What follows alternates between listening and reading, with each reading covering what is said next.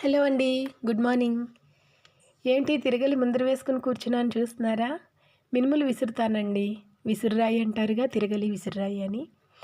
మరి అంతకన్నా ముందు నాదో చిన్న రిక్వెస్ట్ అండి. నా వీడియోస్ కనుక మీకు నచ్చినట్లయితే ప్లీజ్ ఒక్క లైక్ ఇవ్వండి.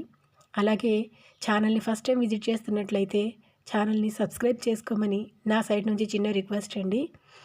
మీరు లైక్ చేస్తే ఈ వీడియో ఇంకా ఎక్కువ మందికి రీచ్ అయ్యే అవకాశం ఉంటుందండి. మరి వీడియోలోకి వచ్చేస్తా. మినుములండి. మినుములు మేము సంవత్సరానికి సరిపడా మినుములు తీసుకుంటాము. మేమైతే పాలిష్ పప్పు యూజ్ చేయమండి. ఇది ఏదో పెద్ద గొప్పగా చెప్పుకోవటం లేదు.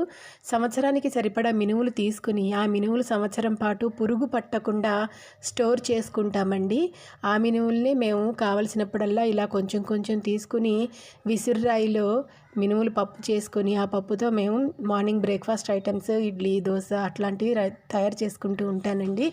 ఎందుకంటే పాలిష్ పప్పుతో కంపేర్ చేసుకుంటే ఈ పొట్టు మినప్పప్పుతో చేసేటటువంటి ఇడ్లీ అయినా, దిబ్బరొట్టె అయినా, ఆవిరి కుడుమైనా చాలా రుచిగా ఉంటుందండి.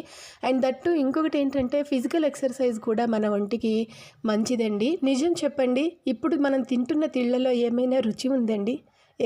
ఏదో కొంచెం తినేస్తున్నాము, ఆ టైంకి ఆకలేస్తుంది తినేస్తున్నాం అంతే తప్ప మన నానమ్మలు, తాతమ్మలు, అమ్మమ్మలు చేసి పెట్టినటువంటి ఆ రుచి ఇప్పుడైతే మనకు రావటం లేదండి.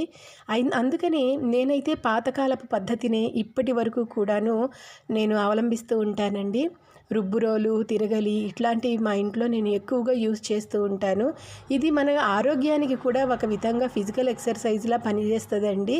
అండ్ దట్టు మనం తిన్న దాంట్లో కొంచెమైనా సరే పోషక విలువలు మన ఆరోగ్యానికి అందుతాయని ఇలా మల్టీపర్పస్గా నేనైతే ఆలోచిస్తాను. ఓకే అండి, మరి నా వీడియోస్ మీకు నచ్చుతున్నాయని అనుకుంటున్నా. వీడియో కనుక నచ్చినట్లయితే ప్లీజ్ ఒక్క లైక్ ఇచ్చి ఛానల్ సబ్స్క్రైబ్ చేసుకోండి.